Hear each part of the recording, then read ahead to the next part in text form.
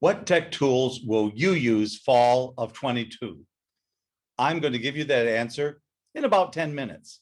I'd like to begin by giving you a little bit of background information and just talk about where we're at and where we see ourselves going based on the best research, observational evidence, and best guesses that we're able to come up with.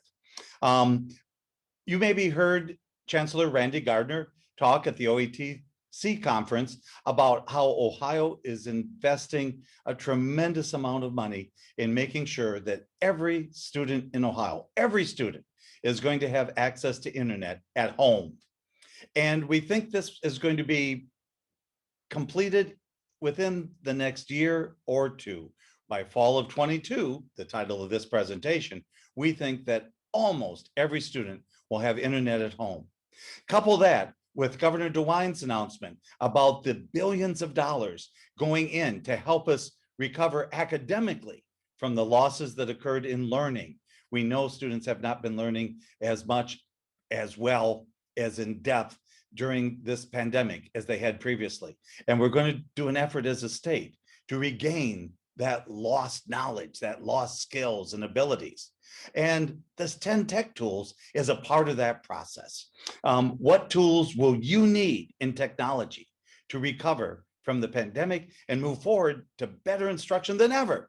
That's what we're going to be talking about. I'm Dr. Roger Manier from NWOET, currently executive director there. My background: worked with K-12 education as a teacher, taught computer programming for over 10 years, 7 years as a district tech coordinator.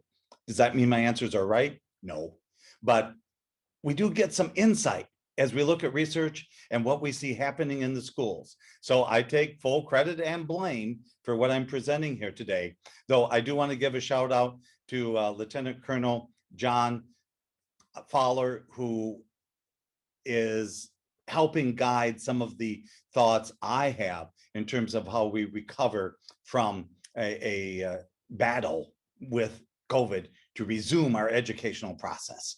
So with that said, let's take a look at some of the tech tools that you're going to be using fall of 2022. This year has been different. It has been a roller coaster ride. And for most of us, a roller coaster we would just as soon not repeat anytime soon. So how do we prepare? I'm going to go back to my amusement park analogy here for a minute. If we're at an amusement park and we're looking at the concession stand area, we're going to see all sorts of choices, just like we have all sorts of choices in the tech tools. And at the concession stands, some of those choices look really good. You know, the waffle fries, the funnel cake, the cotton candy. But along with those choices, and there's nothing wrong with having some of those, you know, the sprinkles on the cake, there's nothing wrong with them.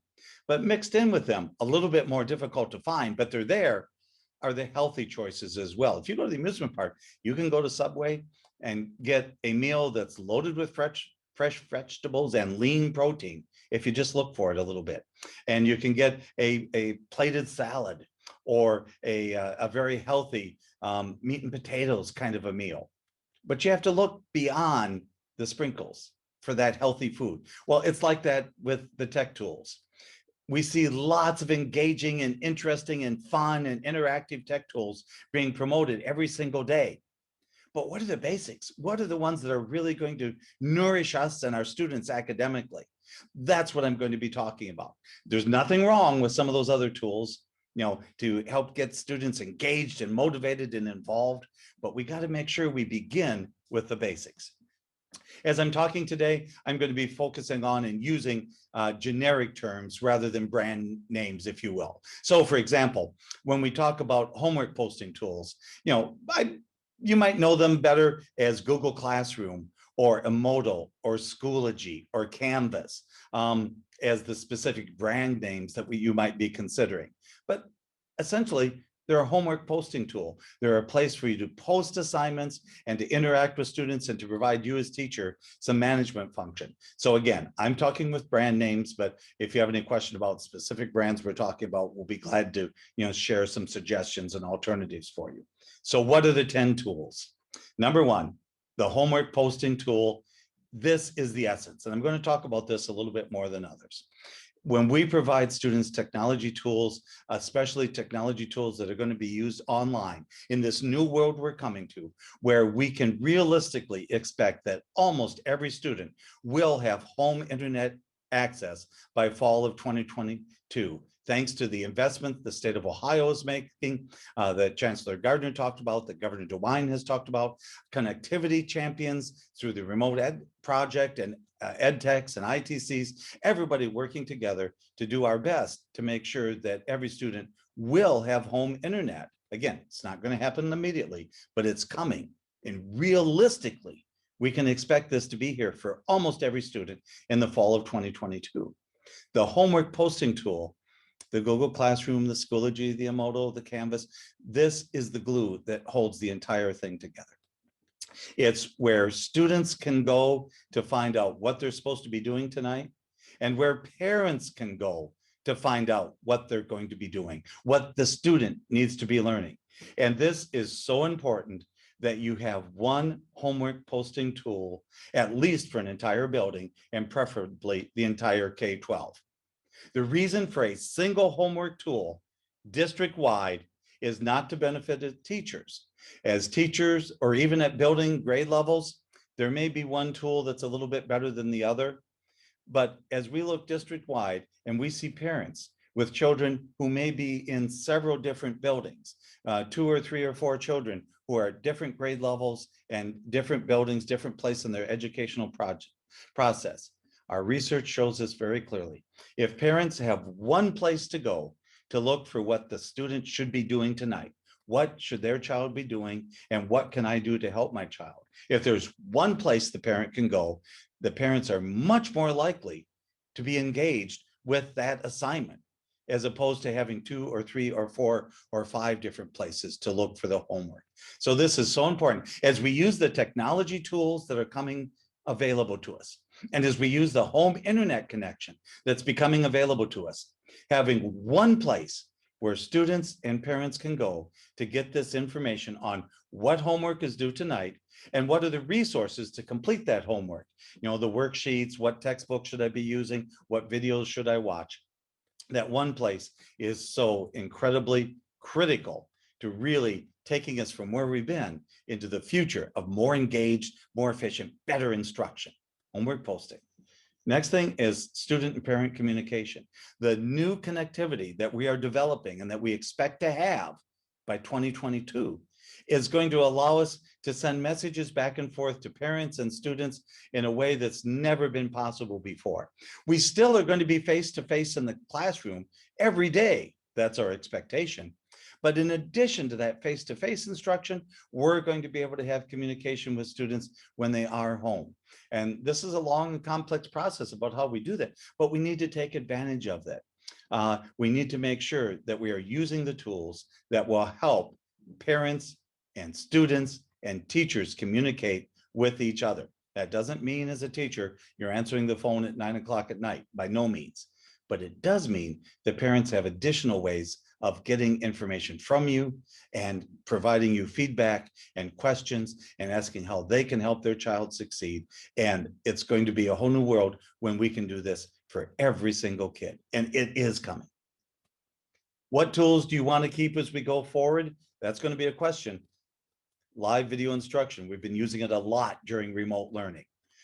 Well, we're probably going to want to continue to use it even when we're face-to-face every day. There are some tremendous advantages. Even when your class is there face-to-face, there will be some students that are absent, some for just a day or two, and some for longer periods of time. And so we want to continue to use the resources we put together, the webcams and the skills we've learned using Zoom and the Google video tools. We want to continue to keep those in our tool chest. We're going to be using them a little bit differently than when students were remote, 100% remote, or frequently doing remote instruction. But we're going to have those available to us, and it's going to be incredible, the new ways in which we can support learning with them. And I'm going to talk a little bit more about that in a few minutes. Another tool that we've been using during remote learning a lot is online assessment. And this is a tool that we're going to want to be keeping as well. You know, Google Forms, Quizlet, Kahoot, there are a number of different ways to quiz students, and just how incredible it is that we are able to ask a question and get answers back in literally seconds. Unlike maybe handing out a paper quiz where I take a look at it and hopefully have it graded tonight, now know the information when kids come back in tomorrow. I can give them a quiz right now, a 2 or 3 question quiz, and I will know immediately, are they understanding the concepts?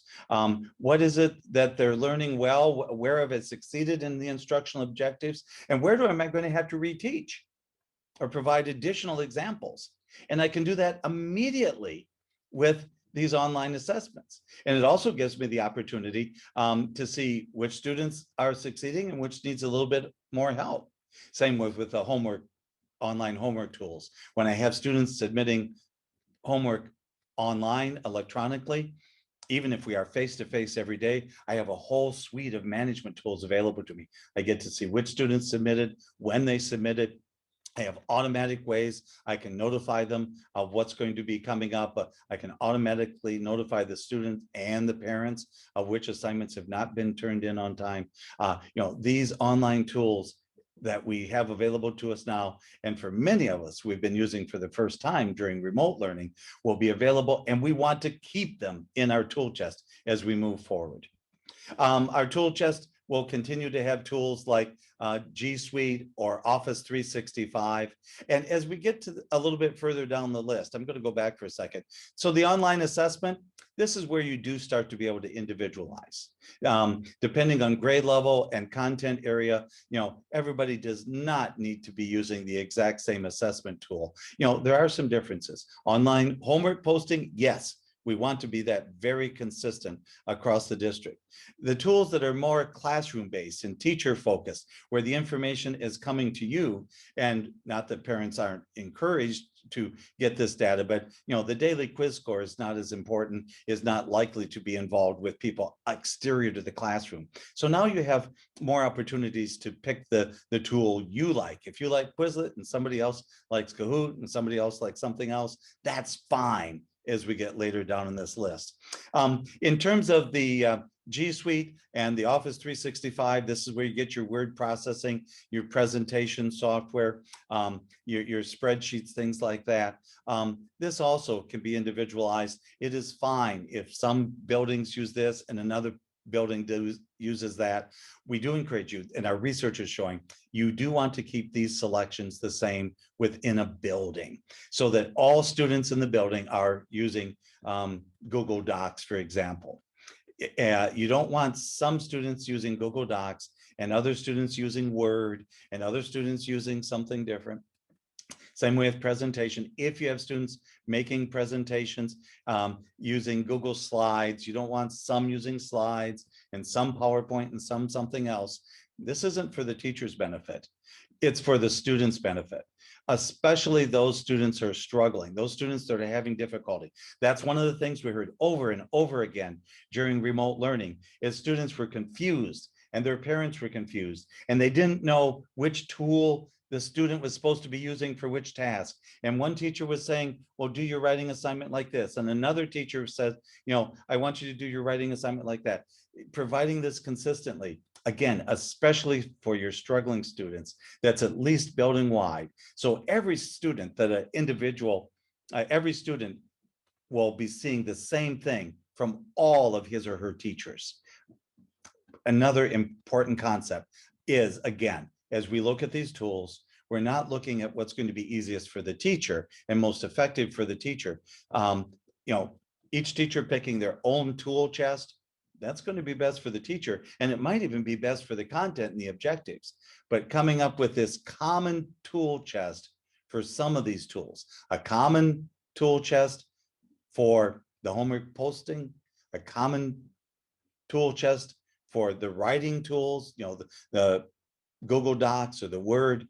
This is to help our students, especially our struggling students, perform better. This next item is a little bit different. If you look at other lists, top 10 tools, you're probably not going to see this, but I believe it to be incredibly important. Our parents like to receive communications by text. Our students like to receive communications by text. We know that parents and students are far more likely to read and respond to a text message than they are to read and respond to an email or other types of communication that might come home. Now, that doesn't mean we ignore letters and emails and so forth. They still have their place. But if we really want to get to parents, we send them short text messages. And you can do that with software that's probably already available in your building for free. This needs to be something that's in our tool chest, and it is so important. It's such an important aspect of parent communication. I list it separately from the general communication categories that I talked about earlier. There are many tools. Some districts are using the tool that they use for emergency communications and emergency notifications out to parents. Well, in many instances, that same tool that you use for emergency notifications can also be customized for individual, teacher to parent, teacher to student, and teacher to class information. In other instances, you might decide to just use your district email. Yes, your district email, the one you already have, that is fully compliant with HIPAA and student privacy, will allow, with parents' permission, you to send a text message to students and to parents. And when they get that text message and they reply to you, it will come to you by email. And it's free. It's already included with the email program that you have. And it takes about 1 minute per parent to set up. There are other tools out there, in addition to using your school email to do this, communication to parents and to students, but that's one very, very easy way. I've got a video on this. If you would like to see it, just let me know. It will be posted at the website I'm going to put up at the end of this session, and you can always email me with questions, Minier, M-I-N-I-E-R @NWOET.org as well. Again, it's something that can be in our tool chest now. Using this school to parent, teacher to student, electronic communication didn't work really well when we only had a small number of students and a relatively small number of parents that were engaged. But with the new internet at home for everybody, if they don't choose to receive these messages by text, then they can choose to receive it by email. And so it's called a communication channel. And you offer the parents and the students their choice of communication channel. Would you like to receive your messages by text? That's a new option we have available to us. And as we move into fall of 2022, I think it's going to be a powerful tool in maintaining this parent engagement. Most of you have noticed that for many parents, they're more engaged than they were before we did remote learning and this entire pandemic hit. Not for every parent, I get that. But for many parents, they have been engaged and have been trying very hard to work more with their child at home than they ever have before. We want to keep that and build on the successes that we're seeing right now. And one of the effective ways of doing that is by sending our parents text messages in the future, as that becoming one of the main communication channels between school and parent. And it can be done with no more effort than we're already putting into it and a higher response rate. Live video instruction, and I talked about that. We want to keep that in our tool chest for many reasons. For students that are absent for a few days or for many days, we already have the tools. As teachers, most of us have already learned how to do live video instruction. We want to keep that tool even when we're back face to face, but even more effective is recorded video instruction. Imagine, if you will, for a minute, a world in which a student has to be present in the classroom at the very moment information is being presented.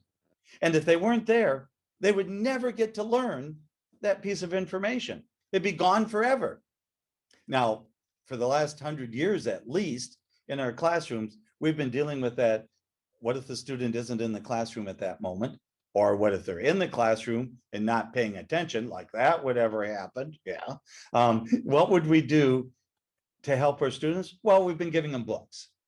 And books are great, and they're a very valuable resource in supporting the instruction and supporting the teaching that we're doing face-to-face in the classroom. But we know many of our students struggle with reading. And reading literacy and reading fluency, extremely important for students' future success. And we need to continue to build students' ability to read and understand from text, both a textbook and other sources of written information. Really important. But at the same time, we're no longer limited to having students look at text when they're not in the classroom. We can allow students to see and hear us, somebody they relate with and that understands where they at as a student and exactly where we're at in instruction. We can do it by simply recording our lessons, maybe not the entire day, but short segments on that critical information. And then if a student is absent, physically absent, or just not paying attention today, they can go back and look at that recording, and you begin to build up your own professional library of resources that you can refer students to. Just like, I have this library of videos available to you that as do many other presenters and ed tech agencies and other professional development organizations, where we can say, oh, here, I already have a video on that. Take a look at this if you have a student without Wi-Fi. Take a look at this if you need to learn how to send text messages from your email to your phone. Take a look at this if, those videos are already there. And you will begin to develop this as an educator yourself. So students can still use the textbook as a reference, but they will also be able to see and hear by video your instruction. We haven't been able to do this before because, we didn't have students with devices at home. We didn't have students with internet at home. That is coming. And that, I think, is going to be one of the greatest transformations we see. And at home learning is the ability to assign videos for students to look at. Keep them short, but that is really going to provide us power, especially for those students while we're continuing to develop their reading fluency, but they're not yet there. If they can see us and hear us, they will learn from us. Emerging tools, want to talk about them. They're sprinkles on the cake. They're the icing on top. They're great, and we want to have them. And virtual reality, for example. And remember, I taught coding for over 10 years. So obviously, that's something that was important to me. But these emerging tools that are unfamiliar to most students and to many teachers, this is probably not the right time to introduce an emerging tool. Now, virtual reality, I firmly believe that's going to be part of almost every classroom and every content area down the road a few years. But if you're not already using it, now is not a good time to introduce virtual reality or any other new form of content. We're looking at a year or two to catch up from all of the learning that has been lost throughout the pandemic and remote learning. We know for sure students have not been learning as much. We are not meeting our learning objectives at the level we want to have been meeting. And I'm not talking about some state report card or whatever. I'm talking about the stuff that we know in our lessons are critical for students to succeed, not only this year, but as they move to the next level in their learning and as they move from high school into either higher education or the world of work. We know that students are not getting all of the information that they need. And so we've got this year or two of catch up. And that's why it's really important that we focus on the tools, those meat and potato tools, those things that are really going to help meet our academic objectives, our learning objectives now. And then we can go back to some of these other tools, which are great for higher level thinking, creativity, communication, invention. Yeah, these are important things. But again, for most of us and for most of our students, this is not the time to introduce a new tech tool. Now's the time to focus on the basic and use those tools to help catch up to where we should be in each individual student's learning path. I hope you found this successful. For the resources I've talked about, they're available at a website, sites.google.com/nwoet.org/techtools22. That's sites.google.com/nwoet.org/techtools22. No spaces or underscores in that. And you're very welcome to email me at Menier, M as in mother, I, N as in Nancy, IER, at NWOET.org. That's Menier at NWOET.org. Thanks for listening. I welcome your questions and comments. I hope you visit the website and pull up those resources. And again, good luck. It's an incredible era we're moving into, and really looking forward to seeing what this home internet broadband initiative, along with the additional resources that are coming in from the state of Ohio to help us recover from this pandemic, that we use these tech tools as part of that recovery and building to even higher levels of student performance. Thanks again for watching. Roger Manier speaking. Bye.